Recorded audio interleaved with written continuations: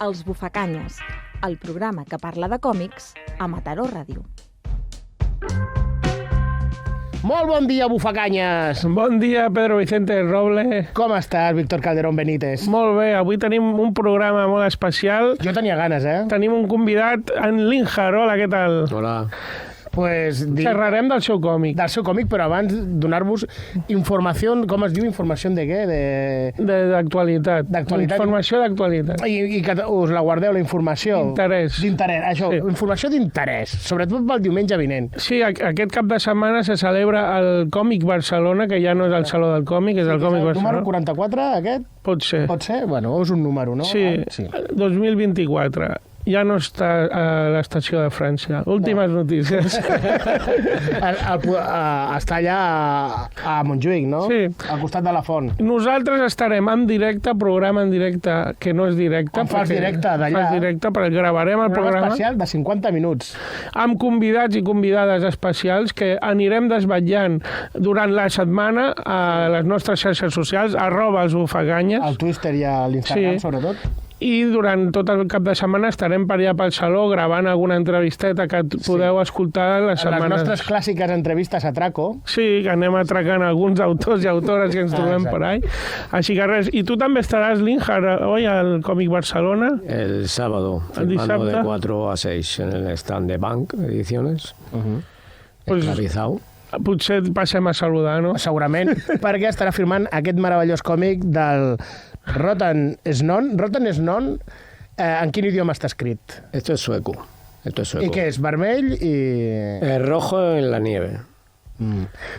Però amb el títol queda molt definit sí. el que és el còmic i els colors del còmic. Sí, totalment. Comencem a parlar d'aquest còmic que a mi em va cridar molt l'atenció, sobretot el color.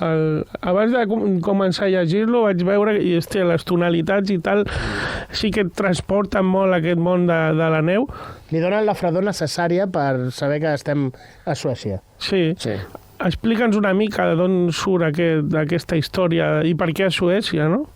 Bueno, la idea es una idea que tenía años atrás, muchos años atrás.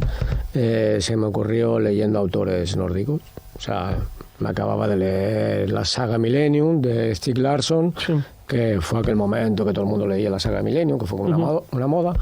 Y entonces, como me gustó un poco la temática, pensé, voy a leer más autores de este tipo. Entonces se empezaba a hablar de lo que hoy en día es algo común, que es el Nordic Noir, que es novela negra de autores nórdicos.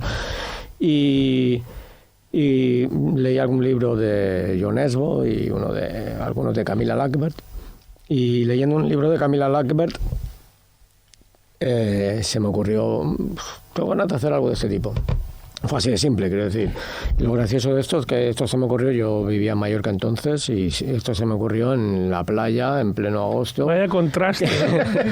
Que no tiene nada que ver con... Sí. Y quizá por eso, porque cuando tienes mucho calor tienes ganas de frío, ¿no? A lo mejor fue por ahí. Sí. Y entonces pensé, tengo ganas de hacer algo así. Y a partir de ahí, digamos, ese germen, ¿no?, fue dando lugar a imaginar una historia, imaginar unos personajes, y tenía más o menos lo que sería la historia.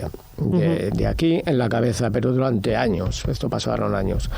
¿Y esa historia que la guardas en la cabeza o te escribes algo? Depende de la situación. Esa historia, por ejemplo, estaba en mi cabeza. ¿No? ¿Y no se te olvida ningún detalle de lo que te habías pensado al principio? Porque a mí se me hubiera olvidado en tantos años. No. Tengo a veces más memoria de la que me gustaría, yo creo, porque hay cosas que prefiero olvidar. Sí. Pero no, esa historia la tenía... nunca la escribí ni hice una sinopsis. Normalmente lo suelo hacer, pero en este caso no era así. Y el pistoletazo, por así decir, de decidirme a ponerla en papel fue la pandemia. Que cuando digo la pandemia, los primeros días, aquellos que dicen, ¿y ahora qué voy a hacer? ¿No? Tantos días aquí encerrado en casa, que luego dices, a ver si los dibujantes de cómics vivimos encerrados en casa. O sea, trabajamos en casa, normalmente hay algunos que trabajan en un coworking, pero la gran mayoría estamos en casa, encerrados. O sea que realmente la pandemia a mí no me cambió mucho la vida, pero el hecho de que no te dejen salir, eso ya te implica algo, ¿no? Y entonces pensé, ¿qué puedo hacer? Aquí, la pandemia, todo el mundo se muere y yo aquí. Y entonces vi que había gente que se animaba a hacer cómics y otros cantaban y la gente salía a las terrazas y yo pensé, bueno, voy a empezar un cómic. Y como tenía esa idea, que no era lo más indicado, porque en la pandemia lo más indicado hubiera sido hacer una cosa divertida, cachonda y rápida, ¿no? Una cosa muy Sí, però en el Rotten Snon té tocs d'humor, podríem dir negre, o humor contemplatiu, fins i tot moltes vegades, Sí. que li queda molt bé per l'atmosfera que crees en el còmic. Sí, en ese sentido sí, pero quiero decir, es un cómic que tiene mucho más sentido si lo lees del tirón, o sea, si te lo lees en libro. Leyéndotelo en Instagram, yo lo que hacía al principio era una viñeta cada día.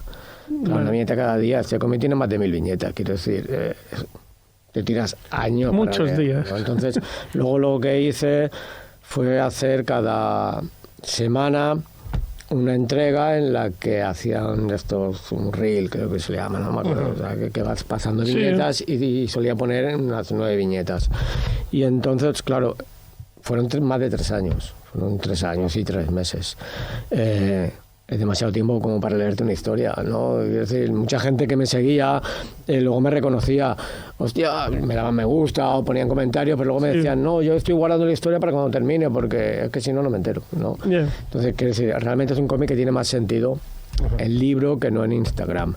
En Instagram hubiera sido más fácil o más adecuado hacer algo rápido o pequeños chistes o cosas rápidas así.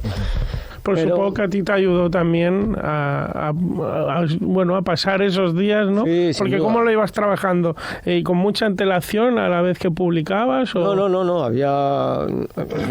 Al principio empecé, digamos, yo hacía la viñeta ese día y la publicaba al día siguiente. O sea, vale.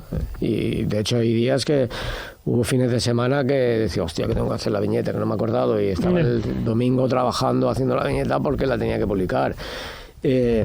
Luego ya empecé a trabajar con un poco de antelación para no tener esta presión, porque claro, también si te caía otro trabajo, otro encargo y tal y cual, de repente se te acumulaba un poco. Entonces ya empecé a trabajar con la antelación, también porque así si llegaban, pues por ejemplo, días festivos o tal y cual, pues siempre tenía un pequeño hueco ahí de cosas que podía ir publicando. Vale. ¿no? Pero sí, quiero decir que la empecé un poco de una forma un poco inconsciente, si quieres, ¿no? Por la pandemia, y luego como se fue alargando, porque mi intención inicial ya era larga, que era que durase 2 años más o menos, porque pues, yo tenía la historia en la cabeza y pensaba, con este tiempo más o menos yo creo que me dará, y al final fueron, ya te digo, más de 3 años, con lo cual la cosa se alargó.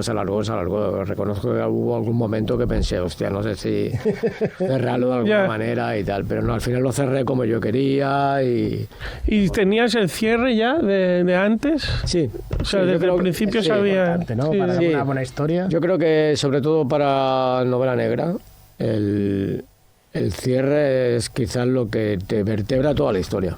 ¿Sabes? Porque tú tienes que tener muy claro cómo va a terminar y luego ya puedes jugar con falsos cierres o falsas pistas que te indican hacia otro lado, però jo crec que el cierre és fundamental.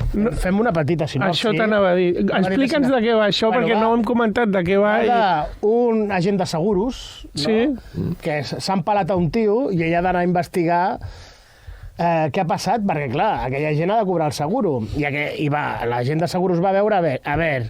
En un poble perdut. En un poble perdut de la Suècia profunda, podríem dir.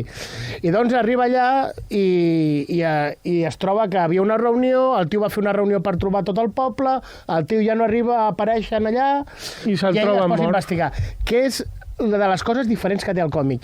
Que ell té un alter ego que va sempre amb ell, que és ell mateix, que en flashbacks entendràs per què té aquest alter ego, en flashback de quan ell era petit... No explicarem tot el còmic. Però donarem una pista de bullying, bueno, potser arreu d'aquí, i ell va investigant i va parlant amb el seu alter ego, o sigui, amb si mateix, no? Això és curiós perquè normalment amb aquestes històries de detectius o noirs sempre hi ha 2 personatges, no?, que són a contrast. Un que està desdoblat, no? Sí. Que és també una idea molt bona. També això era una idea des del principi d'anar desenvolupant aquests 2 personatges. A més, el personatge, diguem, l'alter ego, té com certa intuïció premonitòria a les coses, que això també em va fer gràcia. Sí. Sí, y también es por así decirlo, es su parte canalla, ¿no? Sí. Él es más bien bobalicón, Arne, y mientras que el alter ego es su parte canalla y su parte que con mala hostia, ¿no? Sí. Que es el que le dice, coño, haz esto, o haz tal, o no te quedes ahí parado, ¿no? Y a mí me daba mucho juego, como en cuanto se me ocurrió pensé, sí, esto lo incluyo y esto va a tope, ¿no? Porque Sí. me daba muchísimo juego para profundizar en la personalidad del personaje y en sus, digamos, dos vertientes, la vertiente canalla y la vertiente bobalicona, ¿no? Y era una idea que en cuanto se me ocurrió lo tuve clarísimo, o sea, por ello. ¿no? A nivell de dibuix és espectacular, però és que a nivell d'història també tiene nivell. En el sentit de que hi ha un punt que ell va investigant i arriba a uns que viuen en una caravana, que a mi és una de les parts més divertides, i ell va amb el seu alter ego que ningú veu, però la senyora la veu, que és un detall per mi molt David Lynch. I ell no se va sentar i es queda el alter ego. Coño, me ve? Claro. I aquesta història, que a part té això de David Lynch, i després, abans que parlàvem fora de micro, que té l'actor aquest finès, que sempre mai encerto el nom, el Kaurismäki. Que té un aire Kaurismäki, la història, per la decadència de molts personatges que surten, que potser ensenyes... Nosaltres tenim, des d'aquí, la nostra posició, una Suècia molt idíl·lica, o una Finlàndia molt idíl·lica, i ara ensenyes potser una Suècia que no es veu, de la Suècia profunda. Sí, la Suecia profunda, el Porturraco de Suecia. Pues sí, ahora que ho dius, sí. No, pero sí, Kaurismäki, ya lo comentábamos antes, que es una de mis referencias claras a la hora de cómo narrar una historia y luego también cómo utilizar el humor, porque una de las cosas que más me gusta de Kaurismäki es que te puede contar una cosa que es muy seria o un personaje que está en la miseria más absoluta, pero siempre con humor, ¿sabes? No se entra dentro del tremendismo y tal, siempre todo es divertido al mismo tiempo. No, Kaurismäki es una de mis referencias, de Bill Lynch también. Que el toque ese me flipó bastante. Le hemos pillado bien la referencia. Me hizo... El toque ese fue casi... Realmente es anecdótico, ¿no? Pero mola. Me hizo gracia porque además cuando el personaje se sorprende es como que el personaje él mismo sabe que no existe al mismo tiempo, ¿no? Porque, ¿sabes? Y luego una referencia que mucha gente no me dice y para mí es muy evidente porque de hecho el inicio de la historia está prácticamente calcado del inicio de la serie, es Doctor en Alaska. Es verdad. Ostras. Mira que la tengo reciente, que es la primera temporada hace poco. Sí, porque en Doctor en Alaska llega el doctor allí, viene a buscarlo el muchacho este que es un poco raro, que quiere dedicarse al cine, y viene a buscarlo con una furgoneta, se lo lleva hasta allí. Que el personaje tela ese personaje, del cómic. Sí, el que recibe al protagonista. Me parece un niño que fuma. Fumador, sí. Y digamos que en Doctor en Alaska llega un momento en que el tío se baja de la furgoneta, le deja las llaves y le dice, venga, hasta luego, ¿no? Y eso es un poco lo que pasa aquí. Quiero decir, el inicio, y además yo lo tenía claro, o sea, el inicio no es que sea un plagio, es que era como un homenaje, lo tenía clarísimo que quería que empezara como Doctor en Alaska. Y en Doctor en Alaska también hay un poco personajes... digamos, pintorescos, por no llamarle de otra manera, ¿no? Sí. També jo tinc una referència que segur que no la controleu i és l'última temporada de la sèrie Dexter, que és una sèrie sobre assassinats. L'última temporada que van fer anys després, que també se situa en un poble dels Estats Units a la neu i també hi ha assassinats i a mi em va recordar molt, no sé si l'has vist aquesta temporada. La he visto. Pero aquí lo gracia es que esta sería una referencia a posteriori. Sí, es verdad. Quiere decir que yo ya estaba haciendo la serie, se estaba publicando en Instagram, y cuando empecé a ver la última temporada esta que comentas de Dexter, que claro, cambia radicalmente el decorado, digamos, porque Dexter, la original, está en Miami, ¿no? Sí. Y esta es cuando él ha simulado su muerte y se ha metido en un sitio también nevado, oculto y tal igual, ¿no? Y cuando empecé a ver la serie de Dexter, pensé, pero que hijos de puta, ¿no? Ya, t'han copiado. Me están plagiando, quiero decir, ese es el ambiente de mi historia, evidentemente es coña, pero que sí que tuve esa sensación, dijo, hostia, esto se parece mucho a lo que estoy haciendo. Porque tú a la hora de trabajar el cómic lo fuiste publicando, pero después cuando se ha publicado en formato físico y completo, ¿hiciste algunos cambios desde las publicaciones que habías hecho? O... Sí. Cuando empecé a publicarlo, por ejemplo, no tenía la misma gama cromática, y hice cada escena tenía una gama diferente y tal igual, y al final decidí que... O sea, ya publicando en Instagram, decidí que no, que todo iba a tener una gama. Entonces, a partir de allí ya lo publiqué todo con esa gama cromática y rectifiqué para la edición del libro todo lo anterior utilizando la gama cromática que había decidido. Y luego también hay algunas viñetas que redibujé, algunas que a veces a lo mejor por la prisa o por tal igual pues te salen de alguna forma, no en cuanto a que el dibujo esté mal hecho, sino que había algún plano que era incorrecto, por así decir, que rompía lo que se le llama el eje y pensé, esto no puede ser, pero en Instagram lo publicaba porque había que hacerlo ya, ¿no? Y entonces para la edición del libro lo cambié y también añadí algunas viñetas en algunas escenas que yo pensaba que necesitaban un poco más de espacio, un poco más de aire y alguna cosita nueva que publiqué. Quiero decir, es una edición, sería la versió del director, com en... Sí, claro.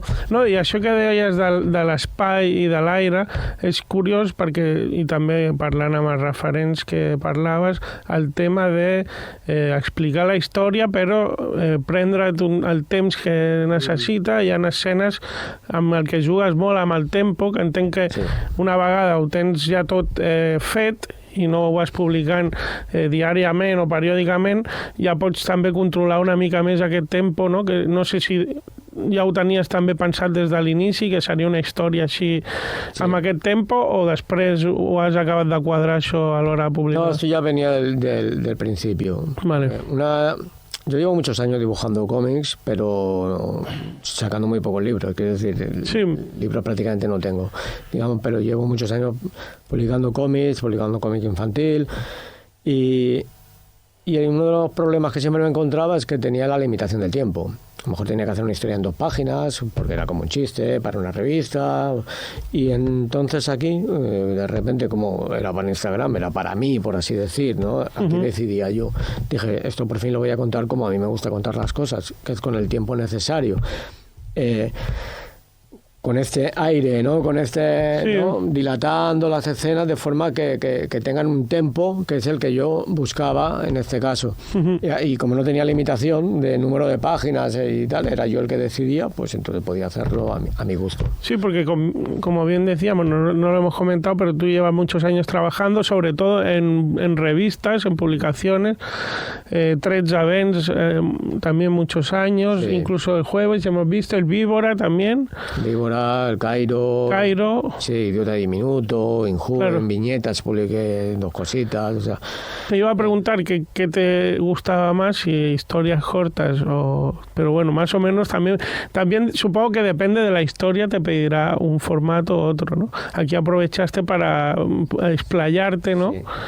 Sí, pero yo soy más de historia larga, o sea, decididamente. Vale. Quiero decir, lo tengo clarísimo. Y las historias que me vienen en mi cabeza y tal igual, normalmente son historias largas, incluso a veces demasiado largas, ¿no? Porque a veces se te hacen tan largas que por eso no las haces al final, ¿no? O sea, pero la historia corta era lo que había que hacer en aquella época, cuando yo empecé, cuando trabajé en revistas. Normalmente, de hecho, incluso en 13 Events, que era cómic infantil, casi todo lo que hice fueron historias más o menos largas. Vale. De lo que entonces, porque sabes que la novela gráfica no existía entonces. Existía el álbum. Y el álbum son historias de 50 y pico, 48 eran entre 48 y 56, ¿no? Sí. Y entonces, en 13 Events yo normalmente hice series. Vale. Que se podrían luego haber compilado en un álbum, ¿no? En cambio había mucha gente, que Montéis, por ejemplo, que trabajaba allí conmigo, y Alecito y tal, que hacían historias, digamos, autoconclusivas, como chistes de 2 páginas y tal. Y yo normalmente siempre proponía historia larga, que me decían, hostia, historia larga, mejor algo corto y tal, pero yo al final siempre les acababa colando. Porque a mí normalmente siempre es lo que se me ocurre y mi forma de contar las historias es en formato largo. Y por eso la novela gráfica me ha venido genial, porque puede ser mucho más larga, ¿no? ¿Y el formato apaisado? Porque...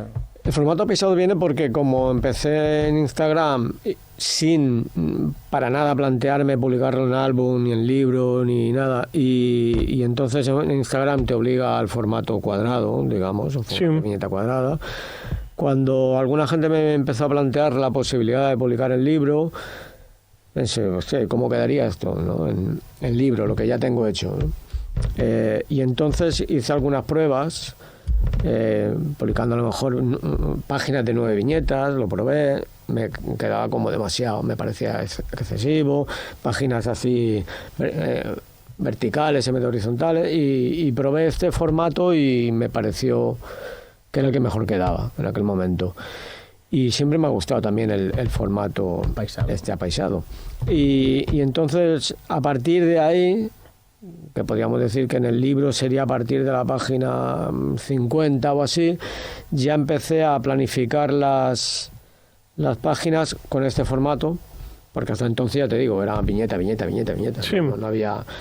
Y a partir de ahí sí que empecé a planificar páginas con un formato de 2 tiras, 3 viñetas en cada tira, y de hecho, normalmente las escenas... que eso es una cosa que yo tengo ya quizás un toque, pero yo no puedo terminar una escena a mitad de página. Es decir, vale, sí. La escena siempre tiene que terminar cuando termina una página. Como hacía Hergé, ¿no? Que también siempre era como... Acababa aquí o te dejaba el cliffhanger, ¿no? Para que siguiera. Y pues yo a partir de ahí ya empecé a planificar, y todo está planificado en base a este planteamiento de apaisado. Sí, y también entrando un poco más también en el proceso de trabajo, como decía antes, el color a mí me llamó mucho la atención, la paleta, y el tipo de coloreado, también la textura, que es como de lápiz, y tengo mis dudas si es digital, si trabajas en manual, en digital. ¿Cómo trabajaste un poco la elaboración de las páginas? Sí. Hay que decir que ahora es gracioso porque ahora ya no se distingue, ¿no? Ya, sí. ¿Sabes? Sí. Pero en este caso es manual, completamente manual. Es lápiz sobre... El lápiz sobre papel de folio, quiero decir, no, aquí no hay rollo de... ¿sabes? Te pregunto porque para mí era totalmente artesanal, pero hablando con varios autores y autoras realmente en este programa, yo decía, esto lo has hecho a mano y luego has escaneado tal, y me decía, no, está todo en digital. Y digo, pues ahora ya tengo esa duda, por eso es curioso, ¿eh? Sí, es que ahora es indistinguible. Sí. ¿El color también, el color digital o...? El color sí, el color es completamente digital. Ayuda a la feina, ¿no? El digital, el color. Sí, el color manual, hay que decirlo, era un coñazo. O sea, cuando antes se hacía, incluso te enviabas al editorial y te enviaban, digamos, como un fotolito donde tú trabajabas por detrás y aquello con wash ahí, y aquello era pesadísimo. El color, yo creo que hoy en día no hay nadie que trabaje ya color directo, bueno, en cómic, sí, a no ser que sean como acuarelas, que quieras algo como muy contrario, pero y aún así, por ejemplo, hablando con Laia Valdebey, que es una ilustradora y tal, yo dije, ostras, estas acuarelas y tal, y me dijo, no, es digital. También era como... sí, hoy en día casi todo, casi todo, y sobre todo el color. Mucha gente que trabaja o trabajamos aún el dibujo a mano, en papel y tal y cual, luego hacemos un pasado limpio, ya sea pasado a tinta, como en este caso un lápiz limpio con las sombras y tal y cual, y luego eso ya se escanea y se manda al ordenador y ya se hacen digital el resto. Pero... Entonces no entintas con tinta, es... En este caso no, en este caso es lápiz. Hay un lápiz sucio, que donde se abocete tal igual, y luego ya hacía un lápiz limpio, que en vez de hacer un pasado a tinta, era un pasado a lápiz, digamos, por así decirlo. És un tipus de dibuix, rotllo, podríem dir cartoon, però cap a seriot, Sí. que li dona també aquesta sobrietat, no?, que necessita la història, perquè els personatges, com hem dit, són molt sobris, molt tancats en si mateix. I molt importants també la història, perquè realment el context, no, l'escenari, és molt sobri ja per si, perquè és un escenari nevat. També, a mi m'ha recordat una mica també color i disseny a Set, que és canadiense, que también he visto que habías publicado tú en Drown and Quarterly, que es la editorial con la que publica él. Incluso, mirando un poco más cerca, Pep Brocal también tiene este tipo de personaje que cuando estuvimos charlando con él por el llibre de les bèsties, ja li vam dir que el disseny de personatges era brutal, i en aquest cas a mi també m'ho ha semblat que el disseny de personatges, tant els animals com els humans, és... Com tu prepares tu també el disseny de personatges? Et fixes amb gent real per fer-ho? O... Normalmente sí. ¿Sí? Yo normalmente trabajo cuando mejor yo tengo una idea en la cabeza sobre lo que quiero para tal determinado personaje, a nivel físico me refiero, pero normalmente busco fotos, busco en internet o gente que conozco o tal, però... Aquí n'hi ha algú que coneixes dibuixat? Potser algú. No, creo que no. Ah. Deixem-ho aquí. Me gustan las gafas del búho, por ejemplo. Sí. Bueno, búho. És que està guai també el còmic perquè hi ha molta relació també amb els animals i això també fa que es respiri molt més també aquest entorn natural de la neu. De la guineu, que és com una història secundària que està aquí, és una història molt maca. Sí, bueno, habla de la pérdida, ¿no? Es uno de mis temas, por así decir, ¿no? Recurrentes, ¿no? Y sí, de hecho, yo creo que es una de las historias más bonitas del libro, ¿no? Pero que se va vertebrando, es como una historia secundaria que está por allí, por debajo, que no acabas de entender muy bien por qué hasta que se resuelve, ¿no? És molt maca. Tindrem més històries llargues noirs de Linhart? Amb l'Arne de protagonista o no? O no. O amb altres personatges? Historias, o sea... Respondamos por partes, ¿no? Sí, hemos hecho 6 preguntas en una, ¿eh? ¿Tendremos más historias largas? Sí.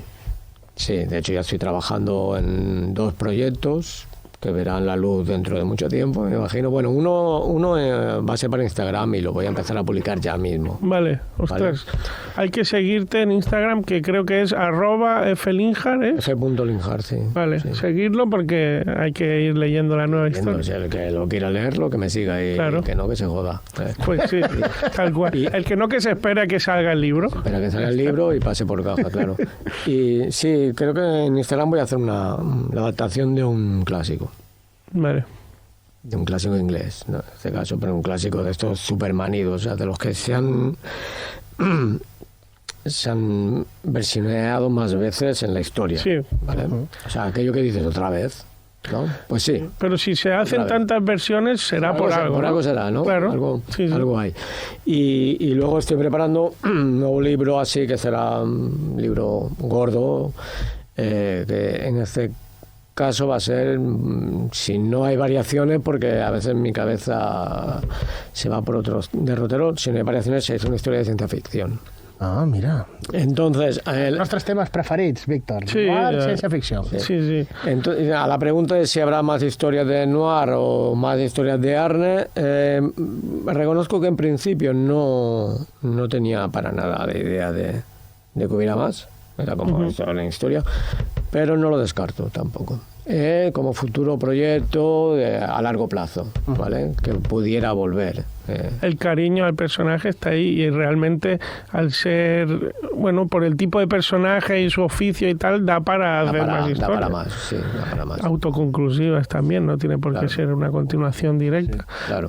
Nosotros siempre hacemos el Buffa Test. Sí, però ja lo tenim una mica desgastat i oblidat. Però preguntarem, perquè ens agrada que ens recomaneu còmics també que heu llegit o que us agraden molt. O còmics que tinguis...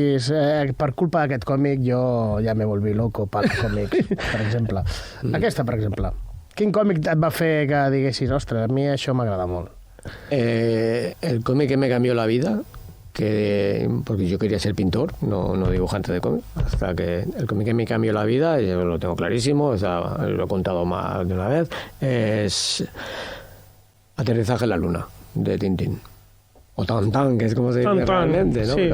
Pero, este cómic me lo compramos, fue casi una casualidad. Yo era un niño, estaba enfermo y mi madre tenía la bonita costumbre, por así decir, porque como el médico no estaba donde nosotros vivíamos, teníamos que coger un autobús, ir a la ciudad, claro, cuando estás enfermo es un palo, ¿no? Sí. Entonces mi madre tenía la bonita costumbre de que cuando nos pasaba esto, al salir del médico nos compraba algo. Un detalle, un juguetito, una cosita, ¿no? Y en aquella ocasión fuimos a lo que era Galerías Preciados, ¿no? Museos, ¿no? Te pego leche. Sí, allí en Mallorca, y vi el cómic de no Objetivo en la Luna, Aterrizaje en la Luna, que es la segunda parte. Ostras, ¿no? sí. Y pienso, hostia, me lo estuve ojeando. Yo conocía los cómics de Bruguera en aquella época, lo que se conocía. Sí. Pero aquello para mí era como un mundo nuevo. Era esto. Y me acuerdo que le dije a mi madre, yo quiero esto. Y mi madre, bueno, un poco a regañadiente, porque quizás excedía el presupuesto, pero dijo, venga, vale. Y me gustó tanto, lo flipé tanto, lo leí tantas veces y lo volví a leer, incluso sin saber que existía un objetivo en la Luna, porque yo no tenía ni idea de que existía un objetivo en la Luna. Y creo que incluso eso me ha influenciado mucho a la hora de contar historias, porque a veces me gusta contar las historias como si ya hubieran empezado. ¿Sabes? Como cuando entras en el cine tarde y dices, coño, y entonces todo lo que te están contando pertenece a algo que ha pasado antes. Sí. Pues a mí muchas historias me gusta contarlas así, como si las pillas a mitad de película, ¿no? Y a partir de ahí, claro, siempre tienes que ir soltando un poco las pistas de lo que ha pasado antes, porque si no, ¿sabes? Y bueno, pero sí, quiero decir, Aterrizaje a la Luna fue el cómic que a mí me cambia la vida. Y es curioso porque también en tu estilo hay también mucho de línea clara. Bueno, se reconoce, pero sin llegar a ser tan purista como muchos autores franco-belgas que si no es tan clara del todo, aquí se te nota más también un poco el trazo sucio, ¿no? De lápiz que decíamos. No sé si recuerdas que cuando... Claro, yo empecé en el Víbora, ¿no? Sí. En aquella época había la dicotomía aquella de la línea clara y la línea chunga, ¿no? Sí. La línea clara era el Víbora, la línea clara era Cairo y la línea chunga era Víbora, ¿no? Yo empecé en Víbora, pero yo era un dibujante muy de línea clara, ¿no? Entonces, una vez que me preguntaron, el otro día me lo recordaba yo no lo recordaba, es que yo dije que yo pertenecía a la línea turbia. ¿Sabes? Ni una ni otra. Claro, qué bueno. Sí, y en cierta forma es esto porque, quiero decir, es línea clara, pero a veces la línea clara también es clara en los argumentos. Quiero decir que a veces los argumentos y los personajes son como un poquito descafeinados, si quieres, ¿no? Cuando el mundo, la vida es mucho más sórdida, ¿no? Y entonces mis historias a lo mejor estéticamente sí que son más línea clara, pero las historias no son especialmente claras, no son más bien sórdidas. Es que me parece una definición genial y es verdad también lo de la línea clara, nunca lo había pensado, de que las historias suelen ser más claras, sencillas. Personajes como muy limpios. Y ¿no? la línea muy sucia, aseados, bueno, solo hay que coger cualquier número del Víbora y verás de qué tratan las historias. Bien. Pues, algun còmic que ens vulguis recomanar ja per Sí, per acabar així, que hagis llegit fa poc o... Si pots llegir, si tens temps. Sí, no, leo mucho. Quizás voy a hacer súper tópico y súper típico, ¿no? Yo os recomendaría El abismo del olvido, de Paco Roca. Me parece un cómic necesario. Creo que se lo deberia leer tot el món. Al final pues sí. El tindrem que comprar. Sí, jo ja el tinc, realment. O sigui, el que passa és que el tinc a la pila de lectura i de cara a la setmana que ve, que és el Saló del Còmic, i que a veure si podem fer-li un atracament a Paco Roca, estaria bé acabar-se de llegir L'abismo de l'olvido. Amb aquesta recomanació anem acabant. Moltes gràcies, Linhart. Parem el programa amb més històries noir o de ciència-ficció. Estupendo. Ho fas molt bé. Ja estarem. I recomanem a tothom que passi pel Saló del Còmic dissabte, que estarà firmant el Níjar a la tarda. I compri el Rotan Snon, o Rotis Snon, Sí. dic An, porque me sale solo, que és un còmic molt xulo. la veritat. Bang Ediciones, Molt disfrutón. i també, no ho han comentat, i la correcció del còmic és d'en Miguel, que també és amic i és d'aquí de Mataró. Mataró, sí. Així que, molt bé. Amb això acabem. Fins la setmana que ve, no? Fins la setmana que ve, especial de 50 minuts de Bufacanyes al Còmic Barcelona. O de més. O de Molt bé. Apa. Fins ara. Adéu. Bufacanyes. Adéu.